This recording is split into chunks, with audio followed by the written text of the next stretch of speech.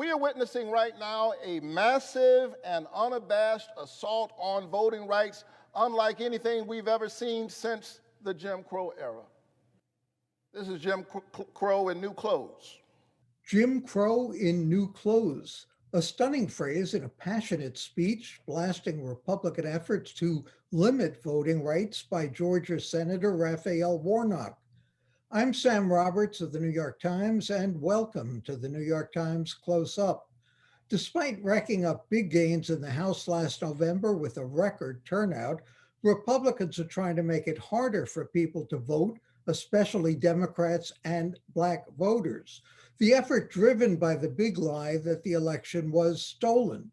The AP reports that Senator Ted Cruz told a GOP conference call last week that Democrats were trying to expand voting rights to, quote, illegal aliens and child molesters. Bills are pending in more than 40 states that would limit everything from voting hours to absentee voting. The Times reports that restricting early voting is a new center of gravity for the right. Quote, passing new restrictions on voting, in particular tougher limits on early voting and vote by mail, is now at the heart of the right strategy to keep donors and voters engaged as Mr. Trump fades from public view. Critics say Republicans are trying to pick their voters instead of letting the voters pick their leaders. Both Republicans and Democrats see the battle over voting rights as a political life or death fight. Are they right, or are the stakes even higher? Is democracy itself on the line? Mara Gay is a member of the New York Times editorial board. Trip Gabriel is a national correspondent for the New York Times. Trip, let me ask you, are some of these proposals all that bad? I mean, like making sure dead people don't vote. That doesn't sound like such a crazy idea, does it? Not a bad idea at all, Sam. I don't think too many dead people have voted in recent elections. This is truly saying the quiet part out loud. I mean, these Republican-led legislatures that have moved these raft bills after 2020, quite openly say, we want fewer people to vote. And we want fewer people to vote who happen to be part of Democratic-leaning constituencies, younger people, people of color,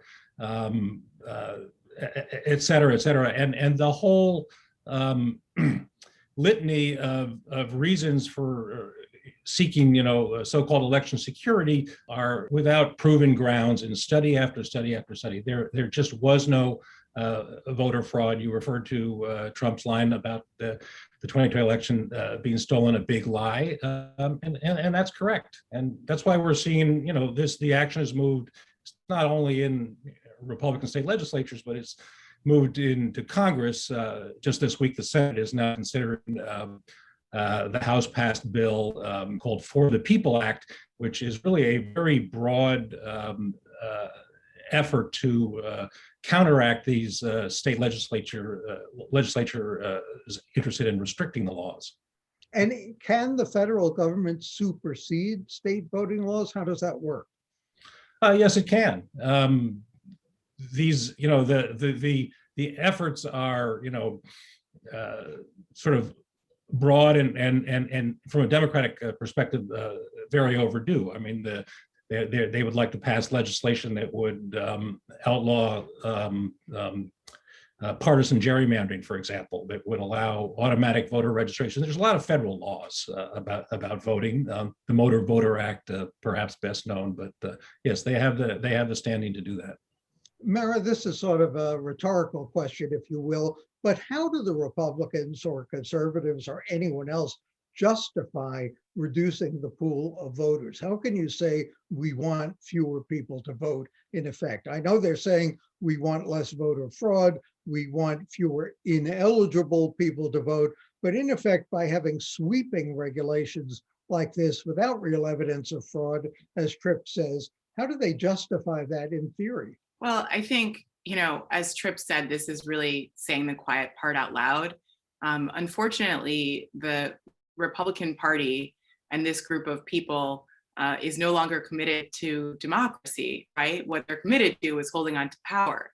And so we have an issue of minority rule. And so this is a group of people who is increasingly beholden to an extremist base. And what they're doing is they are talking essentially in open code to that base and to no one else. It's really no different, I think, than when people used to say during integration efforts, well, they never said, well, I don't want my kids, or they rarely did. I don't want my kids to go to school with Black people. That hasn't been said now for decades. Instead, it's, well, I want control over my children's education. I want local control. I want them to go to school in their neighborhood. So it's the same coded language, really, that we've seen since the beginning of the United States. The difference is that it's really a reaction, I think, to the expansion of democracy and to the browning of America, this massive demographic change that has really, really reshaped the country. And so rather than doing the hard work of winning over voters outside of this extremist base, or the hard work of being honest with their own voters about the changes that are going on in America and what that means, they're doubling down on racism, on xenophobic views. They're doubling down on this notion that really Trump supporters and people who are white and in the middle of the country are really the only true Americans. And so if you start with that premise, then it makes perfect sense. I mean, you only really want to value the votes of those Americans.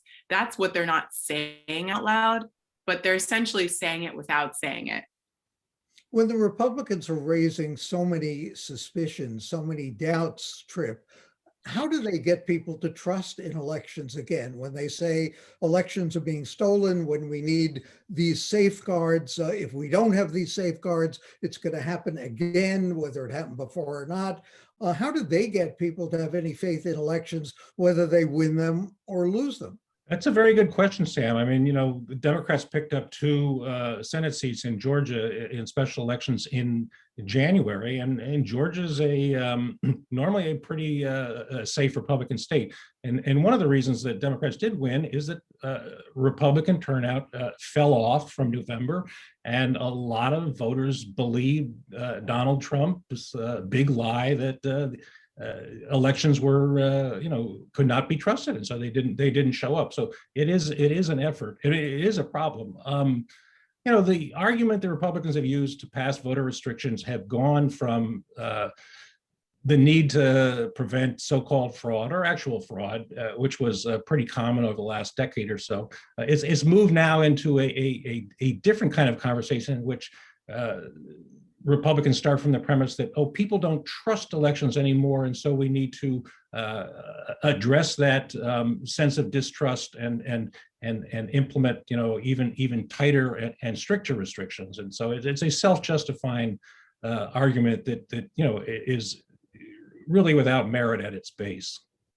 Mara, is there something more fundamental at stake here when we see the Senate, when we see the Electoral College that are not representative and deliberately so of the American people because they are disproportionately apportioned, if you will, that over the last 20 years or 28 years, Republican presidents nominated 5 of the Supreme Court justices, while presidents only won the popular vote one time. Is that what the real problem is, rather than voting itself? Yes, I think you hit the nail on the head there. I think, what we've been talking about is Republican faith in elections, but the reality is that the majority of Americans, especially those who live in cities, they have good reason at this point to feel distrusting in this system that really doesn't represent them in proportion to their numbers. And so unless there is a rebalancing, and I think the way to do that is to start with abolishing the filibuster, right? But unless there is a rebalancing to reflect so that our policies and our resources and our investments actually reflect the reality of America. For example, we're spending more on farms than infrastructure in cities. We're really going to have a problem. I mean, it's really a fundamental issue where if we do not have a representative democracy and rebalance this, I think we're going to push folks over the edge. Everyone's talking about Republican extremism, and for good reason, for sure. But there's a lot of anger, I think understandably, among people in cities and Democratic voters who are saying, you know, we control the Capitol, we're the economic engine of the country, and we are the future of America and of American democracy. And our needs are not being met. Our cities are crumbling, are falling apart. And South Dakota has more representation than New York or California. And so, yeah, I think if we don't address that, then it's not going to be just Republicans who don't trust the system.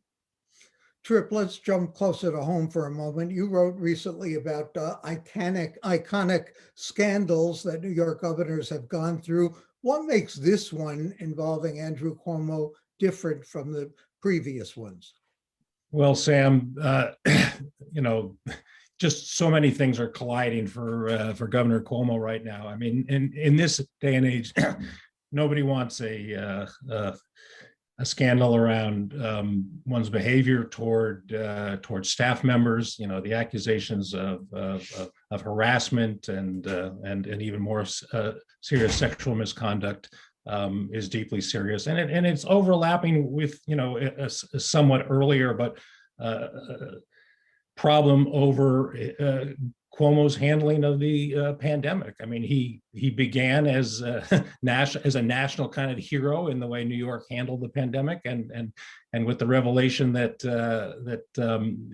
the governor's office withheld vital statistics about nursing home deaths. You know, his whole handling of the crisis has been turned into, you know, from an asset to a deficit. So a lot of stories are now, of course, being reported that used to about the governor's bullying or you know, just his sort of leadership style that, you know, people used to grumble about privately, but are adding up to a picture of a potentially very problematic governor. You know, whether it leads to a resignation, you know, is a very open question. I mean, I think he surprised a lot of people when he came out at a press conference and said, "I have no intention of resigning." I mean, we were all on a watch to see whether this was the press conference in which he would announce a resignation. He has decided to hang tough, and if you look at other governors around the country that have in recent years that have had you know, scandals that threatened their tenure, hanging tough has generally proved to be successful. Mara, let me ask you a question even closer to home. Ranked choice voting in the mayoral race, is it possible remotely to predict a winner given ranked choice and the number of candidates around? And is anyone going to emerge from that contest with something resembling a mandate? I don't think it's possible to predict a winner at this point. It's still a little early, but my understanding from reporting on how ranked choice voting has played out elsewhere is that pretty soon here in the next couple of months before the June 22nd primary, we're likely to see the bottom 5 or so of the top 8 candidates coalesce against the front runner, which in this case so far has been Andrew Yang. And that may actually work to the benefit of Brooklyn Borough President Eric Adams, who is a solid number 2 right now in the polls. But I think given all that, it's just to say that over half of New Yorkers in a poll today said that they are still undecided. And so I really believe that ranked choice voting or not, New Yorkers have not started to pay attention yet, but if and when they do in the next couple of months, it's still anybody's race. So I actually think that more than ranked choice voting, the timing of this election is significant because the city is so weary from the pandemic. And usually we have September primaries that gives folks and voters a chance to get to meet them one-on-one all summer long. That's not happening because of the pandemic and because of the earlier primary. So it's too soon to predict what will happen, but certainly it's anybody's race, I believe, still. Thanks to Mara Gay, Trip Gabriel of the New York Times, and we'll meet one of those candidates, mayoral candidate Sean Donovan, right after this.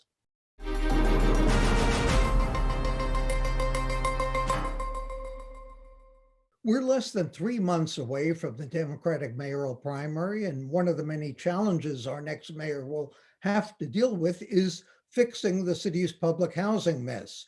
The Times reports, quote, the 175,000 apartments of the city's public housing system have been sliding into disrepair for decades. The price tag for replacing leaky roofs, old heating systems, broken elevators, other problems now estimated as up to $40 billion. Mayoral candidate Sean Donovan brings some unique credentials to that task. He was President Obama's Secretary of Housing and Urban Development. He was budget director. He was also Mayor Bloomberg's housing commissioner. Credentials, of course, are one thing. Finding that kind of money while the city faces a fiscal crunch caused by the pandemic is something else. So what's his plan, and is it realistic? We're pleased to welcome Sean Donovan. Thank you for joining us. And how are we going to fix the housing authority, which has been a mess for years? Sam, it is so great to be with you. Thank you for having me on today. I appreciate it. Let's just start with public housing. People like to say NYCHA and public housing. Let's remember more New Yorkers live in public housing than live in Atlanta, Georgia. It's the single most precious affordable housing resource we have in this city, and it finally needs to be treated that way. So the way I would begin on day one, I would bring public housing directly into the center of the mayor's housing plan. That has never been done before. I would have a single deputy mayor that oversees all of the housing issues, public housing, other affordable housing, homelessness, for the first time in the city's history as well. And I would put in place the plan that I've already talked about publicly. I like to say I'm the man with the plan. I've put out the most detailed plans of any candidate. I have the only real plan to get to the $40 billion that we need to fix NYCHA based on tools I created as HUD secretary, but that Mayor de Blasio has not used effectively. We can get 30 of that 40 billion. I've also committed I would put $2 billion a year of city capital into NYCHA, the biggest commitment of any of the candidates. And then finally, the third piece, about $6 billion, could come from really innovative partnerships, Sam, that bring NYCHA into the 21st century. What do I mean by that? We could put solar on every rooftop, and that's a lot of rooftops in the city. And we have to fix every system in NYCHA. We have to replace the plumbing, the heating, the electrical. Why not bring geothermal? Why not bring energy efficiency into everything? And you know what's interesting about that, Sam? We could lower the cost of operating that housing and use those savings to raise $6 billion toward fixing those systems. So those three things are key. The last thing I'd say on this, though, Sam, is there's a lot of talk in this race about fixing NYCHA. I'm the only candidate that has actually fixed public housing. New Orleans, San Francisco, other public housing around the country was in far worse shape when I started as HUD secretary. And partnering with really strong mayors in those cities, we were able to revolutionize what public housing can be and really fix it. So I have a track record of actually doing this. All the candidates talk about more affordable housing. Mayor Koch used to say, build it and they will come. How much affordable housing can we afford to build, and how do we define affordable these days? For me, affordable has always meant that a family pays a third or less towards housing. And we know that we have far too many New Yorkers who are paying half their income or more. In fact, 75% of the lowest income New Yorkers, Sam, spend more than half of their income on rent. And that has to change. And so we do need to be creating much more affordable housing.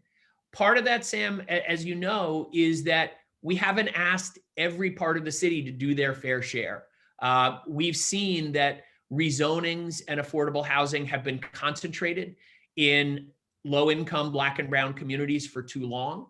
We need to be making sure that everybody does their fair share, every neighborhood, and that we're looking at innovative ways, things like lowering parking requirements and changing our zoning rules so that it's easier to build affordable housing. We're speeding up the approval process, getting rid of red tape. There's so many things that we can do to make sure that we're creating more housing in general, and especially more affordable housing. You've talked about over-policing, and we should end over-policing. What do you mean by that? How much over-policing are we doing it, and how does it manifest itself? Let me give you some very specific examples, Sam. Right now, we're asking the police to patrol the hallways of our schools. We ask them to respond to homeless people living on the streets when we know that they're not trained with the mental health, the substance abuse, and other issues that our folks living on the street are facing. And I was at one of our open streets in the Bronx the other day. These are the streets that we've closed off for COVID to give people more room for their kids to play, to walk. 75% of those open streets are the responsibility of the police to oversee, to put up barricades, to get in fights with New Yorkers who are driving around. When we know that the other 25% of them that are overseen by local community organizations are really well programmed, they would do a much better job. So my view is, let's stop asking the police to get involved in all of these things that put them in conflict with communities. Focus them on guns and violent crime, the things that communities are really concerned about. And we can both create respect and safety. And that's going to take refocusing them. It's also going to take training. It's going to take real transparency, real reform of our police department as well. So should we have more police and better trained police? I don't think we need more police. And in fact, I think we can save a significant amount of money on policing that could be reinvested into community-based solutions that lower crime, that end the cycle of incarceration. But here's the thing, Sam, we talk about policing so often. We need to expand the conversation to our criminal justice system more broadly. I don't know if your readers or viewers in this case know this.